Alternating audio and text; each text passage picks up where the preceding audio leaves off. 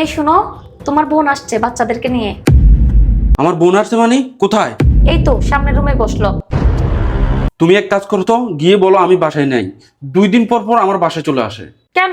তুমি এগুলো কি বলতেছো? আসবে না আফু? কেন বুঝো না? ওর বাচ্চাগুলো আমার দেখলেই বলবে যে মামা চকলেট কিনে দাও, আইসক্রিম কিনে দাও। পারবো না আমি। তো কি হয়েছে, কিনে দিবা। এমনিতেও তোমার বোনের আর্থিক অবস্থা এখন ভালো না, কিছু তো কিনে খাওয়াইতে পারে না, তুমি না হয় একটু কিনে দিলা। মানহা, তুমি জানো না, এমনিতে এদের পিছনে এইসব করতে করতে আমার অনেক টাকা পয়সা খরচ হয়ে গেছে।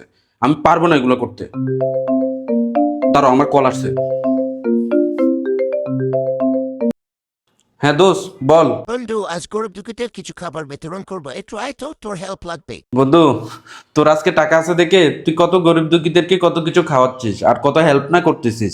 আর যদি আমার টাকা থাকতো না, আমিও তোর মতো করতাম, সবাইকে হেল্প করতাম, সবাইকে খাওয়াইতাম। কি আজব ব্যাপার, যখন আমাদের বাসায় এরকম লোকজন আছে যাদের সাহায্য দরকার, চাইলে আমরা তাদের সাহায্য করতে পারি, কিন্তু করি না। আর এদিকে আমরা সব সময় আল্লাহর কাছে বলি, আল্লাহ আমাদের সম্পদ বাড়াই দাও যাতে আমরা দরিদ্রদেরকে সাহায্য করতে পারি।